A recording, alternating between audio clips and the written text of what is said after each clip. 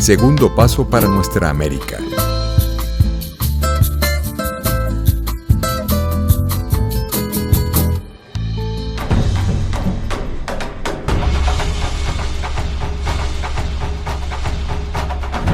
Saludos a todos y a todos, bienvenidas, bienvenidos a este espacio de Contrasedio, un espacio que estamos retomando en nuestra Fundación Segundo Paso para Nuestra América, un espacio para el debate acerca de temas y categorías que son fundamentales para la comprensión de la geopolítica nuestra americana y como un frente de lucha contra la injerencia, el injerencismo imperialista y contra los ataques feroces, despiadados, crueles, cobardes del imperialismo contra nuestras repúblicas, contra nuestros pueblos, un espacio de denuncia contra el extractivismo, contra el neoliberalismo y contra todos los desmanes que el capitalismo hace y destruye la vida en nuestro planeta, pero que nos afecta de manera muy particular acá en América Latina, que toda la vida ha sido pues diseñado como un patio trasero encargado de suministrar materias primas a ese imperio y que nos ha colocado en la periferia del mundo, ¿no? Entonces, nuestra propuesta es conocer los movimientos sociales y los procesos de lucha que se están dando en los senos de los pueblos para una segunda emancipación, una emancipación definitiva que involucre a los pueblos, a los indígenas, a los afrodescendientes, al pueblo trabajador y organizado de tal manera que podamos tomar el poder para la soberanía. Este es un espacio contrahegemónico, antiimperialista y descolonial y unionista. Nuestra América significa precisamente eso, lo que José Martí dijo, acuña el término refiriéndose a una estrategia continental precisamente para la defensa de los ataques que ya estaban prontos que ya se venían dando a lo largo del siglo XIX, pero que José Martí, de una manera, con una gran visión, se dio cuenta prontamente que ese monstruo, ese gigante de Estados Unidos se venía contra América Latina, cosa que se corroboró después de su muerte en el año 1898.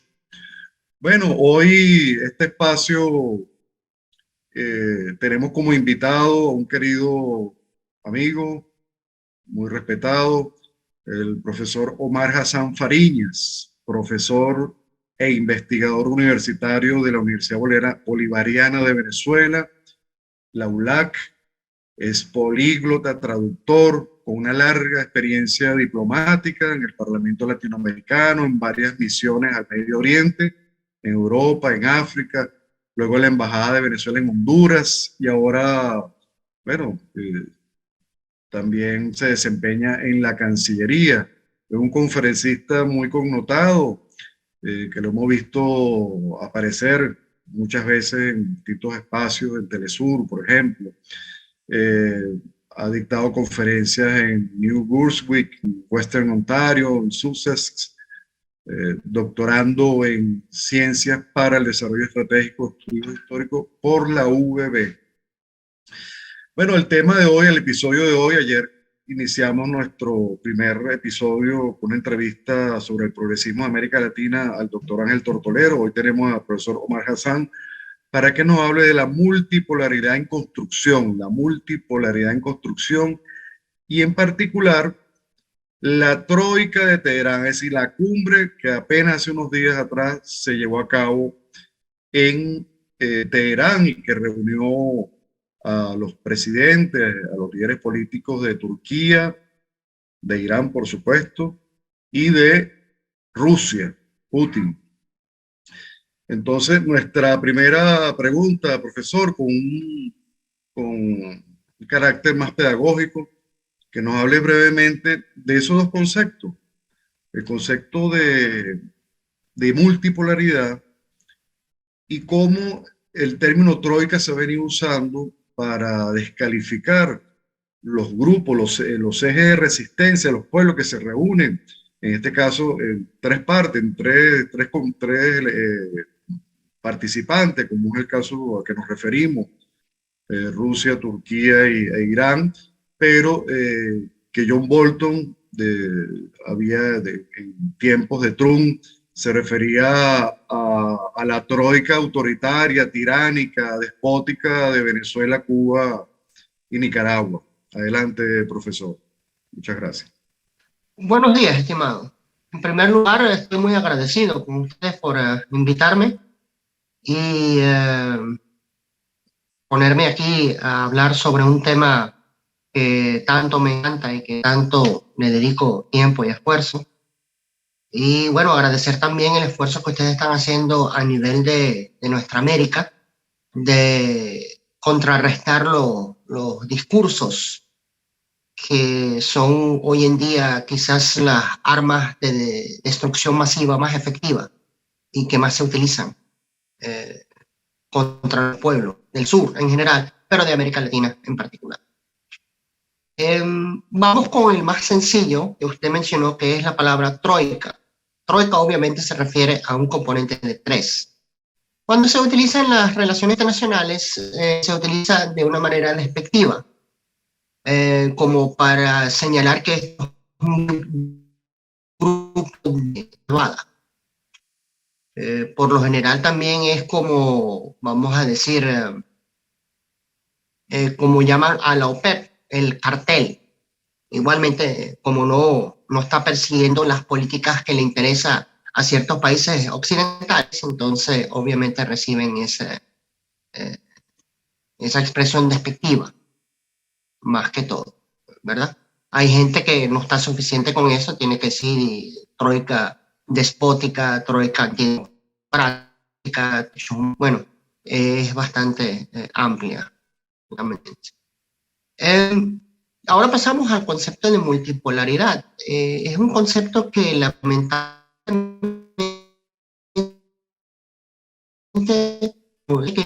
de manera adecuada. Bueno, de verdad hay múltiples maneras de verlo. Mi favorita de ver cómo se entiende el concepto de multipolaridad, que es una condición particular de un sistema, sea ese sistema regional, como por ejemplo el Medio Oriente o Asia-Pacífico, o el sistema internacional. Que es una característica de ese sistema que se puede referir como unipolar, bipolar o multipolar. Ahora, ¿qué implica la polaridad? Sea de uno, de dos o de tres. Básicamente significa la cantidad de actores que manejan la agenda del sistema, que imponen la agenda del sistema, que imponen soluciones a la agenda del sistema y que se autodenominan el derecho de violar las reglas que ellos mismos imponen cuando les conviene. Eso más o menos es el concepto en general. Y para poder darse cuenta en la práctica cómo opera, podemos agarrar simple y rápidamente el ejemplo de la crisis del Suez en 1956, cuando los británicos, los franceses y los sionistas invadieron Egipto. Si exploramos cómo fue eso, los franceses y los británicos todavía creían que estaban en un periodo colonialista, las colonias europeas, pero entra la ecuación y se impone la agenda estadounidense y el contrarresto es de la agenda soviética. En el fin, la crisis fue resuelta o fue definida en base a la agenda estadounidense y la agenda soviética. Y los agresores por sí mismos quedaron completamente arruinados. Eso es un sistema bipolar. El segundo ejemplo, Yugoslavia, cuando fue destruida totalmente. Eso fue impuesta por una agenda solamente por una potencia y todo el mundo tuvo que obedecer. Esa misma potencia puso las reglas y después las violó sistemáticamente, los Estados Unidos. Eso se acerca más o se parece más a un sistema unipolar. Y finalmente, lo que tenemos en la actualidad, a donde no hay un actor en particular que puede forzar la agenda en su totalidad y tiene que responder a otros que tienen la misma capacidad para modificar, cambiar o incluso crear nueva agenda. El sistema que estamos ahorita indudablemente no es bipolar, ni mucho menos unipolar, es multipolar. Ahora fíjese, bueno, vayamos entonces al tema central que nos ocupa, la reciente cumbre en Teherán entre Putin, Erdogan y Raisi, es decir, los representantes, los máximos líderes de Rusia, Turquía e Irán a mediados de julio de este año, recientemente, hace unos días, y que tuvo como motivo principal abordar la situación de Siria. Un hecho que por cierto, profesor, es bastante antagónico a aquella histórica conferencia de Teherán que se dio en el año 43, entre noviembre y diciembre del 43, donde estuvo la Unión Soviética, el Reino Unido, estuvo Winston Churchill, Stalin y Franklin Delano Roosevelt por Estados Unidos, pero que en ese momento era un grupo de aliados que había en el año 41 invadido Irán. El monarca Reza Pahlavi tuvo que abdicar en su hijo Mohammad, que fue precisamente el Shah de Irán que derrocó la revolución islámica de Irán en el año 79, el 11 de febrero del 79. Y esa reunión de ese momento, bueno, porque Irán obviamente era el corredor pérsico, el corredor de Persia que garantizaba el suministro de petróleo a Europa, ¿no? Sigue siendo, y es parte del problema hoy día, sigue siendo un territorio políticamente importante por los recursos naturales que hay allí, de petróleo, la riqueza en petróleo, y por la conexión a través con Europa, ¿no? Para garantizar eso, para frenar el avance del eje de Alemania, el Reino de Italia y Japón, se dio esta cumbre, pues, se invadió Irán y luego se dio esta cumbre que forzaba de alguna manera a Turquía de que ingresase a la guerra, a la Segunda Guerra Mundial, ¿no? Pero tampoco es la primera vez que se reúnen estos líderes en Teherán. Ya en el 2018 había habido ya una primera reunión, ¿no? En la misma ciudad. Entonces, ¿qué significación tiene ello? Creo que sería bueno conocer cuál es la importancia geopolítica de Siria, que fue uno de los temas tratados allí en Oriente Medio y en el escenario de poder global.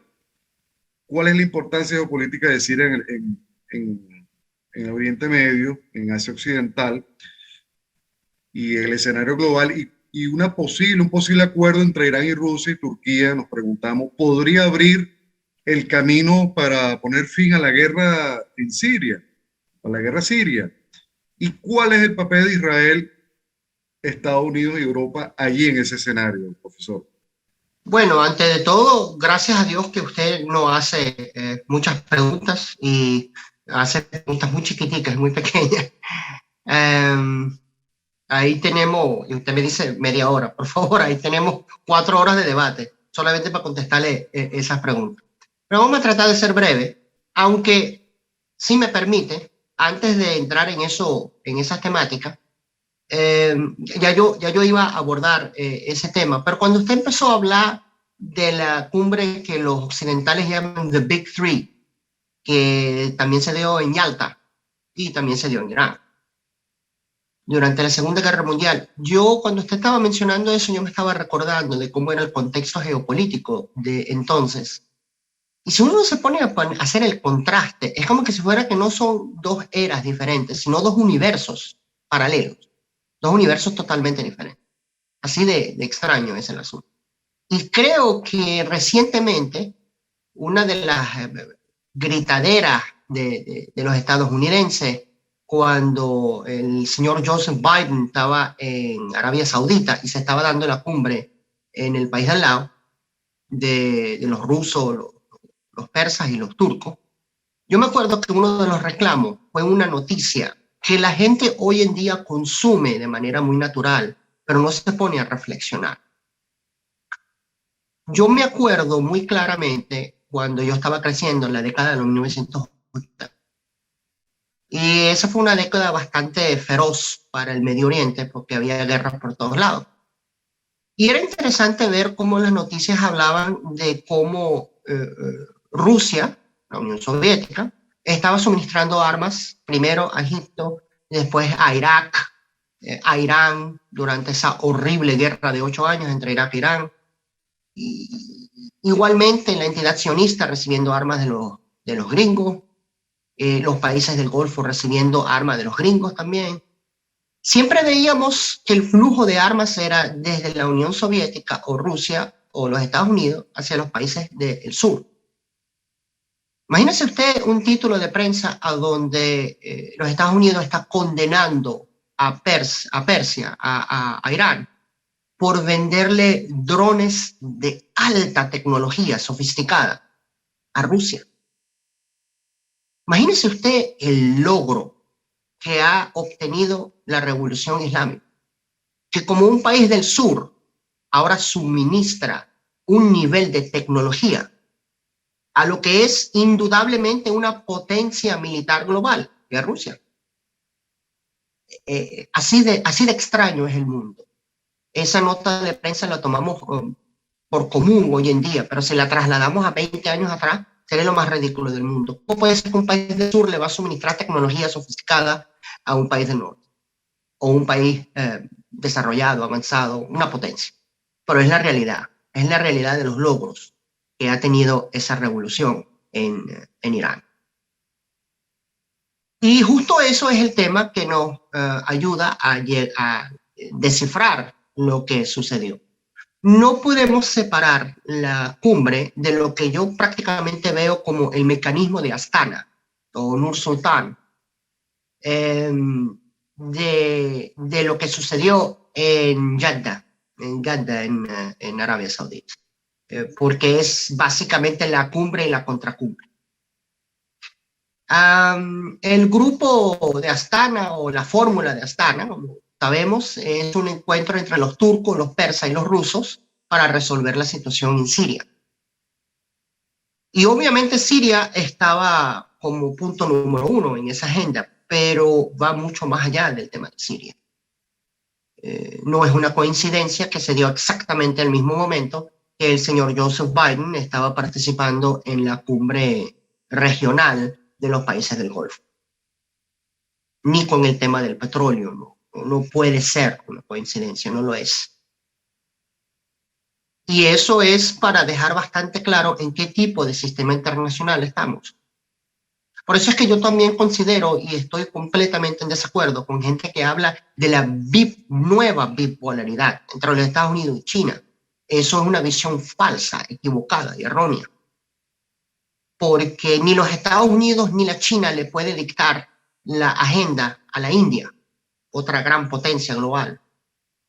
Y en eso estamos dejando países claves en el sistema internacional como Rusia y como Arabia Saudita, que después de la cumbre de Jeddah dejó bastante claro que por más que la podemos rechazar su política o desacreditarla, es una potencia global, indudablemente, con su capacidad financiera y su inmensa capacidad para controlar uno de los mercados más estratégicos, sino el más estratégico del planeta, que es el mercado energético.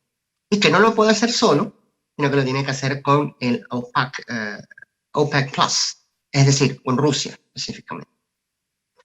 Entonces, la cumbre en Jeddah es una parte de la ecuación y la otra es Teherán, la cumbre de Teherán.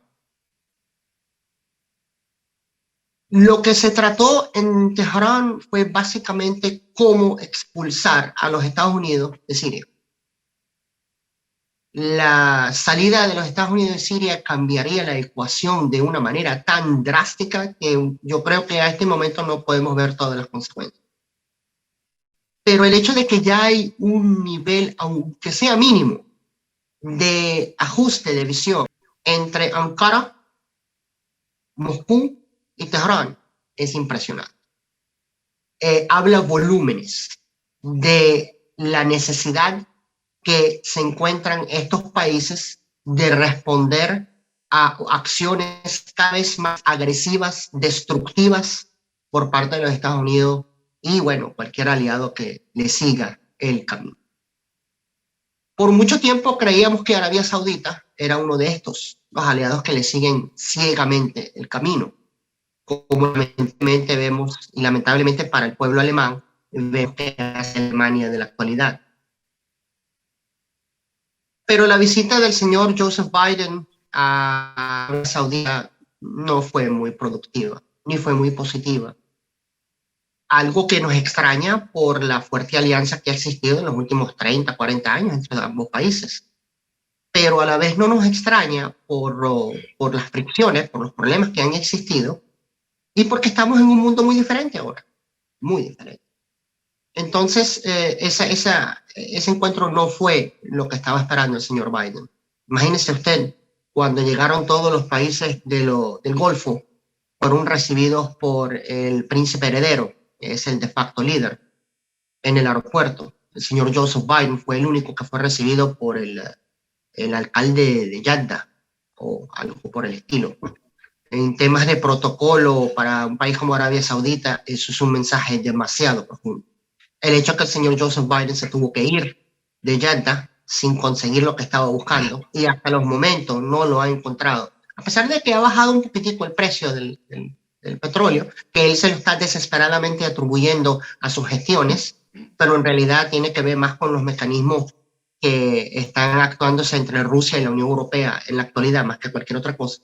Pero efectivamente salió con las manos vacías. Alternativamente, el señor Vladimir Putin y el señor Recep Tayyip Erdogan salieron con las manos bastante llenas de Teherán. Y creo que ese triunfo adicional que se dio en Ankara, firmando el acuerdo de exportación de fertilizantes y de comida, tanto rusa como ucraniana, otro gran logro de Ankara, y particularmente de Ankara, es otro punto más, como vamos a decir, otro punto de sal más en la llaga para la hegemonía estadounidense. De hecho, profesor, esa es una de nuestras preguntas. Nos interesa mucho que profundice en la importancia geopolítica, en el acuerdo que se firmó recientemente entre Rusia y Ucrania con la facilitación del secretario general de la ONU y el gobierno de Turquía para permitir que el trigo ucraniano salga por los puertos del Mar Negro. Rusia ha pedido que se levanten las restricciones del trigo ruso y al parecer Europa y Estados Unidos han establecido algunas excepciones a sus sanciones sobre Rusia en relación a suministros agrícolas. ¿Cómo evalúa el rol de Turquía en estas negociaciones, tomando en cuenta que es un país miembro de la OTAN? Eso es muy significativo. Bueno, fíjese, y durante muchos años aspirante a ingresar a la Unión Europea. Bueno, fíjese, ese ejemplo yo lo menciono porque ayuda más a sustentar y a apoyar mi definición previa de lo que es un sistema multipolar. La consecuencia más importante de ese acuerdo, inocentemente creemos que es que va a mejorar la situación en los mercados agrícolas, en el sistema internacional, al suministro y todo eso. Sí, sí es verdad, eso es bastante importante y necesario. Pero la consecuencia, si lo vemos desde el sentido geopolítico, va mucho más allá de eso. Y es justo lo que yo estaba refiriendo con el tema de la multipolaridad. Se generó un grave problema producto de las sanciones, de las medidas coercitivas unilaterales que impuso Washington y que arrastró a todos sus aliados con ellos para que le impongan. ¿Quién resolvió el problema? Rusia, Turquía. Esos son los que resolvieron el problema. ¿Y quién es el que está recibiendo esa solución? Marruecos, Túnez, Egipto, casi toda la África subsahariana. Nos estamos viendo. O sea, estamos hablando de un sistema internacional que, aunque lo están inundando de basura con discursos antirrusos y antipersas y antiturcos, la realidad es que los africanos, con sus ojos bien claros y abiertos, los asiáticos, con ojos bien claros y abiertos, están viendo que se genera una crisis alimentaria. No estamos hablando de un lujo secundario, estamos hablando de comida, lo más esencial para el ser humano. Y el que resuelve el problema en el fin son los rusos y los turcos, no los Estados Unidos, no el mundo occidental. Ellos se quedaron sentados ahí. Más bien, el pánico que existe o existía hasta hace pocos días en Europa, porque los rusos no iban a retomar el envío de gas natural por Nord Stream 1. Pánico, terror por todos esos países. Es impresionante cómo respiraron. Ay, gracias a Dios, los rusos retomaron el bombeo. Ese es el mismo Rusia y el mismo Putin, que son una personificación del mal en el mismo discurso. ¿Cómo se les cae en pedacitos enfrente de todo el mundo? Eso es lo que significa multipolaridad. Ese acuerdo es esencial porque África y Asia y América Latina también que está afectada. Están percibiendo, por más que vean toda la propaganda, que hay actores que hablan, que gritan y que causan problemas. Hay actores que no gritan tanto, no hablan tanto, pero actúan y resuelven. Esa es la esencia, eso es el mensaje que nos está propagando hacia el futuro en el sistema internacional. Muy bien. Bueno, una última pregunta, profesor. Irán, Rusia y Turquía son economías importantes, eso lo sabemos, ¿no? Y de alguna manera podrían catalogarse como potencia emergente. Según usted, ¿qué papel podría jugar una alianza entre estos países en el actual escenario geopolítico? ¿Forma esto parte del surgimiento de lo que Fidel y Hugo Chávez llamaban el mundo multipolar? Que no regresamos al concepto. ¿Es parte de la estrategia de Rusia para hacer frente al bloqueo impuesto por Occidente? No, sin duda alguna, claro, es eso exactamente lo que está sucediendo.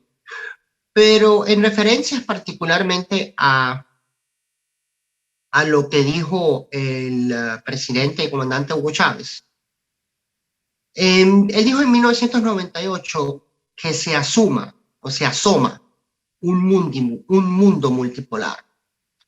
La mediocridad y la ignorancia de entonces se burló del comandante porque, bueno, lo dijo en 1998, a donde el mundo se veía particularmente unipolar, bastante oscuramente unipolar. Lamentablemente la mediocridad no terminó de entender que lo que estaba diciendo el presidente Chávez no es que vivimos en un mundo multipolar, sino que se avecina. El comandante Chávez desde el 98 estaba describiendo justo el mundo que vivimos en la actualidad. Es un mundo irreversiblemente multipolar. Con énfasis en la palabra irreversiblemente. No puede. Y ese es el gran conflicto, que hay una potencia que está tratando de revertir no una tendencia, sino una realidad ya establecida físicamente de multipolaridad en el sistema. Y por eso es que tenemos una crisis tras de otra. Las crisis no van a terminar, porque el esfuerzo para imponer unipolaridad va a seguir a pesar de la naturaleza cada día más multipolar del sistema internacional. Sin la más mínima duda, es el gran desafío en el sistema internacional. Rusia, Turquía, Irán son potencias económicas emergentes.